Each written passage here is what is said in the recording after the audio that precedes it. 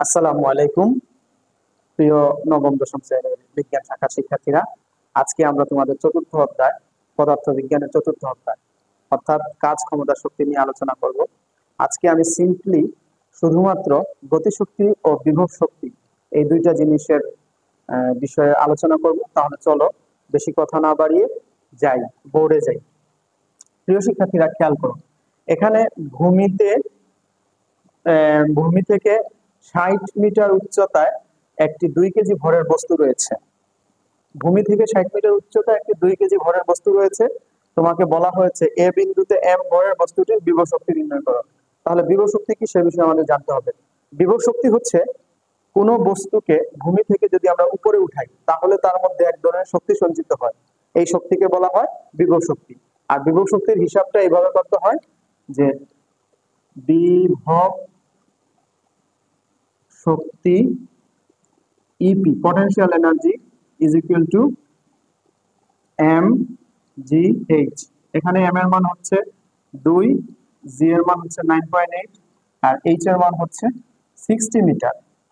অর্থাৎ বিভব শক্তি যদি আমরা যদি কোনো বস্তু বিভব শক্তি মাপি তাহলে সেটা কিন্তু সে ভূমি থেকে কত উচ্চতায় রয়েছে সেই বিষয়টা আমাদের কাউন্ট করতে হবে। আশা করি তোমরা বিষয়টি বুঝতে পেরেছো। যদি আমি আবারও বলছি, যদি আমরা কোনো বস্তুর বিভব শক্তি মাপতে চাই তাহলে সেটা ভূমি থেকে কত উচ্চতায় রয়েছে এটা দ্বারা আমরা কোনো বস্তুর বিভব শক্তি নির্ণয় করতে পারি।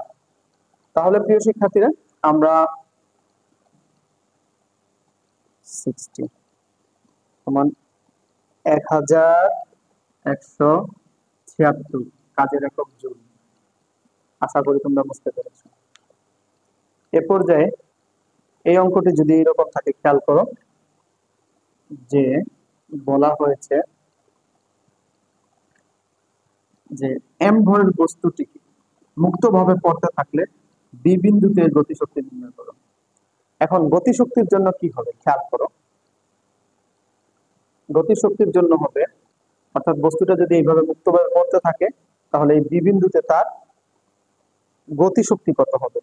এটা কিন্তু স্থির অবস্থায় না। আমি আরেকবার দেখাই তোমাদের। যদি সে পড়তে থাকে এই জায়গায় পড়তে পড়তে ঠিক এখন এই মুহূর্তে পড়ার ঠিক আগ মুহূর্তে, মাটি স্পর্শ করার ঠিক আগ মুহূর্তে তার মধ্যে এক ধরনের গতিশক্তি থাকবে। আর গতিশক্তি কি? কোনো বস্তু গতির কারণে যে শক্তি সঞ্চয় করে বা শক্তি অর্জন করে তাকে বলা হয় গতিশক্তি। তাহলে গতিশক্তির সূত্র হচ্ছে গতি শক্তি। আমরা বি বিন্দুতে গতিশক্তি নির্ণয় করব। E K kinetic energy is equal to half m v square. খেয়াল করো, এই বি হচ্ছে বস্তুটির শেষ বেগ, অর্থাৎ বস্তুটি যখন এই অবস্থানে ছিল সেটা ছিল বস্তুর আদি বেগ। আর বস্তুটি যখন এই অবস্থানে আসছে, ঠিক এই মুহূর্তে যখন আসছে তখন তার যে বেগটা প্রাপ্ত হয়েছে সেটা হচ্ছে তার শেষ বেগ। তবে হ্যাঁ, অবশ্যই থেমে যাওয়ার সময় না, কিন্তু থেমে যাওয়ার ঠিক আগ মুহূর্তে। তো আমরা জানি আদি বেগকে ইউ আর শেষ বেগকে বি দ্বারা প্রকাশ করা হয়। শেষ বেগকে ভি দ্বারা প্রকাশ করা হয়। তাহলে আমরা আদি বেগের একটা শেষ বেগের একটা সম্পর্ক জানি, সেটা হচ্ছে বি স্কোয়ার সমান ইউ স্কোয়ার প্লাস 2জি এইচ, অর্থাৎ দূরত্বটা। খেয়াল করো, হাফ এম আর ভি এর মান হচ্ছে ইউ স্কোয়ার প্লাস 2জি এইচ। তো এখানে হাফের জায়গায় হাফ, এম এর জায়গায় হচ্ছে 2 কেজি, আর ইউ আদিবেগ কত ছিল? আদিবেগ ছিল 0, অর্থাৎ সে এই জায়গায় স্থির ছিল। এই জায়গা থেকে যখন পড়া শুরু করছে তারপরে 2 ইন্টু 9.8 ইন্টু এইচ এর মান হচ্ছে আমার 60 মিটার।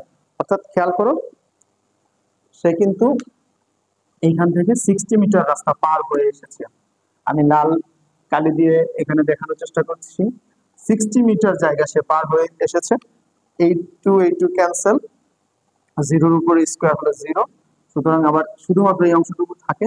এই অংশটুকুর মান যদি আমরা দেখি তাহলে এটা হচ্ছে 1176, অর্থাৎ 1176 জুল। একটা জিনিস খেয়াল করো, আমাদের একেবারে যে প্রথম অঙ্কটি করেছিলাম, অর্থাৎ এ বিন্দুতে যখন ছিল তার বিভব শক্তি ছিল, এই 1176 জুল। আবার যখন আমরা এই বস্তুটিকে ভূমিতে নিয়ে এসেছি তখন তার মধ্যে যে গতিশক্তি সঞ্চিত হয়েছে সেটাও হয়েছে 1176 জুল। আশা করি বিষয়টি বুঝতে পেরেছ। এখন আমরা গতিশক্তি এবং বিভব শক্তি দুটাই আছে এরকম একটি অঙ্ক করব। খেয়াল করো,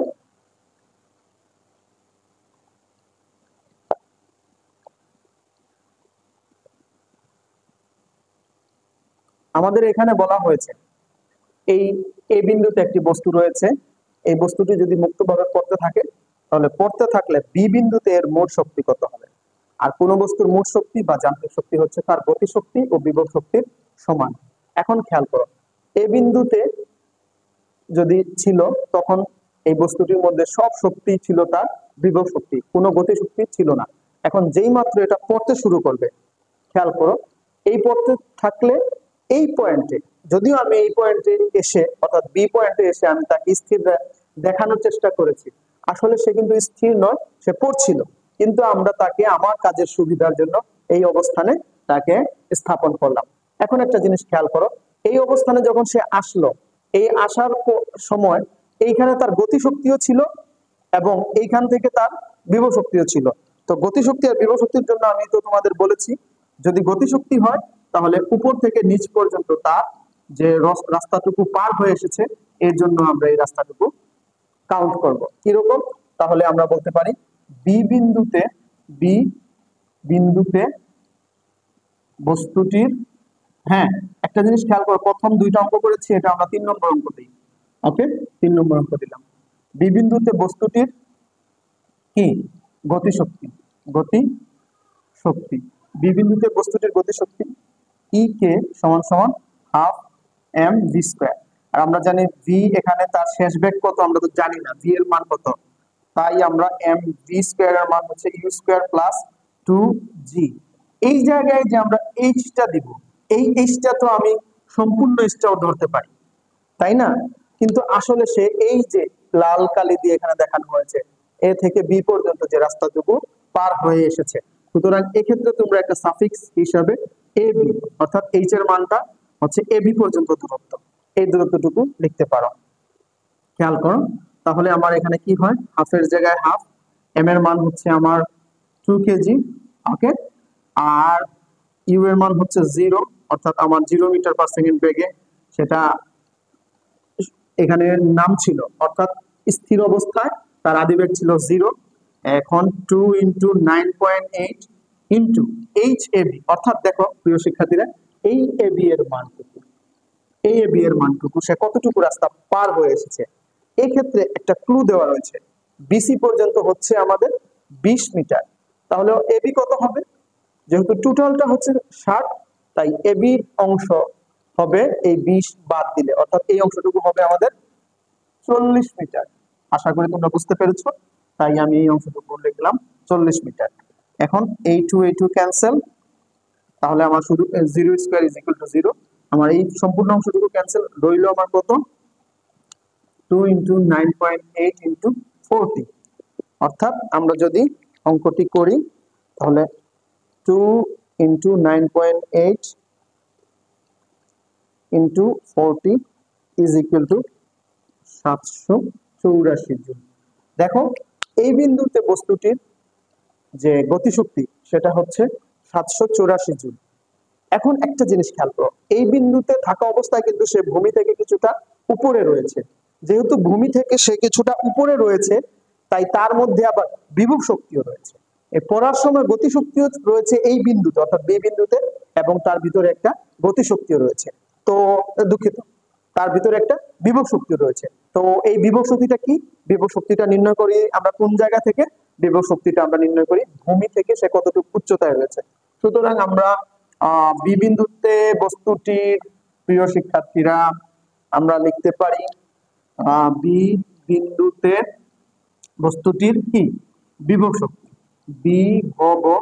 বিভব শক্তি সেটা হচ্ছে ইপি সমান এম জি এইচ। ওকে, এই এইচ এর জন্য কিন্তু সম্পূর্ণ এইচ না, শুধুমাত্র বিসি এর, তাহলে আমরা সাফিক্স হিসাবে বিসি লিখে দিলাম। এখন খেয়াল করো, এম এর মান হচ্ছে 2, জি এর মান হচ্ছে 9.8, আর এই যে বিসি, অর্থাৎ বিসি পর্যন্ত যে দূরত্ব, এই বিসি দূরত্বের উচ্চতা হচ্ছে এম, 20 মিটার। এখন খেয়াল করুন 784, আমরা আগের অংশটুকু লিখে রাখলাম 784, আর এই অংশটুকুর মান কত হচ্ছে খেয়াল করো, 2 × 9.8 × 20, 392 জুল। অর্থাৎ এই পয়েন্টে তার মধ্যে দুইটা শক্তি কাজ করে, একটা হচ্ছে ইকে কাইনেটিক এনার্জি, সেটা হচ্ছে 784 জুল, আর একটা হচ্ছে ইপি পটেনশিয়াল এনার্জি, সেটা হচ্ছে 392। খেয়াল করো এই বিন্দুতে 9, 4 আর 2, 6, 7, 1176 জুল, টোটাল শক্তি হচ্ছে 1176 জুল। বলা হয়েছে এর মোট শক্তি কত, অতএব আমরা লিখতে পারি বি বিন্দুতে বস্তুটির কি মোট শক্তি ই সমান সমান ইপি যোগ ইকে। যাই হোক, কাইনেটিক এনার্জি আগে লিখলেও হবে, আর পটেনশিয়াল এনার্জিও আগে লিখলে হবে। ইপির মান হচ্ছে আমাদের কত, 392 যোগ 784 ইজ ইকুয়াল টু 1176। তাহলে খেয়াল করো এম ভরের বস্তুটি মুক্তভাবে পড়তে থাকলে বি বিন্দুতে এর মোট শক্তি কত হবে, বি বিন্দুতে এর মোট শক্তি হবে 1176 জুল। আশা করি বুঝতে পেরেছো। এখন আমরা যে 1 নম্বর অঙ্কটি করেছি সেটা তো শুধুমাত্র উপরে তার মোট শক্তি অর্থাৎ বিভব শক্তি পেয়েছিলাম, আবার দ্বিতীয় যে অঙ্কটি করেছিলাম সেটি অর্থাৎ নিচে একেবারে নিচে আসার সময় তার গতিশক্তি ছিল 1176 জুল। আর এই যে পয়েন্টে এখন 3 নম্বর অঙ্কটাতে এই বি বিন্দুতে কিন্তু তার গতিশক্তি এবং বিভব শক্তি দুটোই রয়েছে, আর এই বিন্দুতে তার গতিশক্তি ও বিভব শক্তি হচ্ছে মোট শক্তি, আর এই মোট শক্তি হচ্ছে 1176 জুল। দেখা যাচ্ছে যে প্রতিটি বিন্দুতেই তার মোট শক্তির মান সমান। তো তুমি বলতে পারো স্যার এ বিন্দুতে যখন এই বস্তুটি ছিল তখন কি তার কোনো গতিশক্তি ছিল? তখন আমার কাছে প্রশ্ন যেহেতু তুমি ছুড়ে দিয়েছো, সুতরাং আমরা এইরকম একটি উত্তর দেখার চেষ্টা করি। এবার দেখো 4 নম্বর একটি অঙ্ক। 4 নম্বর অঙ্কটিতে কি বলা হয়েছে? 4 নম্বর অঙ্কটিতে বলা হয়েছে এম ভরের বস্তুটি মুক্তভাবে পড়তে থাকলে এ, বি ও সি বিন্দুতে এর মোট শক্তি নির্ণয় করো। আমি এ বিন্দুতে বিভব শক্তি গতিশক্তি নির্ণয় করব, বি বিন্দুতেও গতিশক্তি বিভব শক্তি নির্ণয় করব, সি বিন্দুতেও গতিশক্তি বিভব শক্তি নির্ণয় করব। তাহলে দেখো শুরু করি। আমি এভাবে লিখতে পারি এ বিন্দুতে বস্তুটির কি আমরা যদি খেয়াল করো বিভব শক্তি আগেও লেখা যায়, গতিশক্তি আগে লেখা যায়। আমরা এই যে সে ভূমি থেকে এত মিটার উপরে রয়েছে তাই আমরা বিভব শক্তি নির্ণয় করে বস্তুটির বিভব শক্তি খেয়াল করো এই বিভব শক্তিটি হচ্ছে ইপি সমান এম জি এইচ। এম এর মান হচ্ছে আমার কত প্রিয় শিক্ষার্থীরা 2, 9.8, আর এইচ এর মান হচ্ছে 60। তাহলে আমরা জানি 1176 জুল। এই হচ্ছে এই বিন্দুতে বস্তুটির বিভব শক্তি। আচ্ছা, এই বিন্দুতে বস্তুটির গতিশক্তি E K kinetic energy half m v square. এখন খেয়াল করো এই বিন্দুতে তো তার শেষ বেগ জিরোই, এই বিন্দুতে তার কোনো মানে এখনো সে কোনো বেগ প্রাপ্ত হয় নাই, অর্থাৎ আদি বেগও জিরো, শেষ বেগও জিরো। সুতরাং আমরা এখানে হাফ 2 এর জায়গায় 2, m এর মান 2 আর b এর মান হচ্ছে 0 square, that means 0 square is equal two everything is 0। তাহলে আমরা বলতে পারি এ বিন্দুতে বস্তুটির কি মোট শক্তি ই, এ বিন্দু দিয়ে দিলাম ই এ, সেটা হচ্ছে ইপি যোগ ই কে। ইপির মান হচ্ছে 1176 যোগ 0 ইজ ইকুয়াল টু 1176 জুল। আশা করি প্রিয় শিক্ষার্থীরা এই পর্যন্ত তোমরা বুঝতে পেরেছো। আমি এইখানে শুধুমাত্র এ বিন্দুর বিভব শক্তি এবং গতিশক্তি দুইটার যোগফল বের করেছি। এবার আমরা বি বিন্দুর জন্য চিন্তা করব। খেয়াল করো এই বি বিন্দুতে বস্তুটির বিভব শক্তি কি হবে, আমরা এই অংশটুকু এখান থেকে মুছে ফেলি। আবার আমরা বি বিন্দুতে বস্তুটির গতিশক্তি কত হবে, আবার বি বিন্দুতে মোট শক্তি কত হবে, আমরা এই দুইটা অঙ্ক করার চেষ্টা করব। তাহলে খেয়াল করো, আমরা তো একটু আগে 3 নম্বর অঙ্কটি এভাবে করিয়েছি। সেটা হচ্ছে আমরা বি বিন্দু নিয়ে চিন্তা করি, তাহলে বস্তুটি যখন এই বিন্দুতে নেমে আসবে তখন তার মধ্যে দুইটা শক্তি থাকবে, একটা গতিশক্তি আর একটা বিভব শক্তি। এই খেয়াল করো, এখান থেকে এখান পর্যন্ত অর্থাৎ এ থেকে বি পর্যন্ত যখন আসবে তখন তার ভিতরে এক ধরনের ব্যাগ তৈরি হবে, আর ব্যাগের কারণে তার মধ্যে এক ধরনের গতিশক্তি থাকবে। সেটা কি, আমরা গতিশক্তি জানি বি বিন্দুতে বস্তুটির গতিশক্তি, যেহেতু আমি বিভব শক্তিটা আগে লিখেছি আর আমি আলোচনা করছি বিভব গতিশক্তি, এই গতিশক্তির অংশটা আগে লিখি, তারপরে এই অংশটা লিখবো। গতিশক্তি হচ্ছে বি বিন্দুতে বস্তুটির গতিশক্তি হচ্ছে হাফ এম এর মান 2 আর ভি এর মান হচ্ছে V square minus plus U square plus 2g ইউজ 2g এইচ। এই এইচটা কোনটা, এ বি। ওকে, হাফের জায়গায় হাফ ক্যান্সেল, হাফ আর 2 ক্যান্সেল, ভি এর মান হচ্ছে স্কয়ার আর 2 এর মান 9, 2 তার সাথে জি এর মান 9.8 আর এ বি এর মান কত, এ বি এর মান হচ্ছে 40, কারণ বিসি পর্যন্ত 20। আর এর টোটাল মান হচ্ছে কত, এর টোটাল মান হচ্ছে আমরা জানি 2 ইন্টু 9.8 ইন্টু 40, 784 জুল। আচ্ছা, 784 জুল। এ পর্যায়ে খেয়াল করো, বি বিন্দুতে বস্তুটির বিভব শক্তি। বিভব শক্তির জন্য আমরা কি করব, বিভব শক্তির জন্য আমরা কিন্তু খেয়াল করো নিচ থেকে আমরা উঠার চেষ্টা করব। বি বিন্দুতে বস্তুটির বিভব শক্তি কত প্রিয় শিক্ষার্থীরা, সেটা আমরা জানি mgh, m এর মান হচ্ছে 2, g এর মান হচ্ছে 9.8 আর h এর মান হচ্ছে 8, h এর মান হচ্ছে bc দিব আমরা, bc এর মান হচ্ছে 20। ওকে, অর্থাৎ h bc এর মান হচ্ছে 20, এবং আমরা যদি এটা অঙ্ক করি তাহলে হবে আমাদের 40 ইন্টু 9.8 অর্থাৎ 392 জুল। এখানে আমরা পেলাম 784 জুল, এখানে আমরা 392 জুল। তাহলে বি বিন্দুতে বস্তুটির মোট শক্তি কত, আচ্ছা এটা কিন্তু এটার সাথে রিলেটেড না, সেটা হবে 392 যোগ দিকের মান হচ্ছে 784 ইজ ইকুয়াল টু 1176 জুল। দেখো, এ বিন্দুতে মোট শক্তি, বি বিন্দুতে মোট শক্তি সমান। এ পর্যায়ে আমরা সি বিন্দুতে বস্তুটির কি, সি বিন্দুতে বস্তুটির মোট শক্তি বের করার চেষ্টা করব। তাহলে খেয়াল করে এক কাজ করি, সম্পূর্ণ অংশটাই মুছে দিই, তাহলে আশা করি আমরা বুঝতে সুবিধা হবে।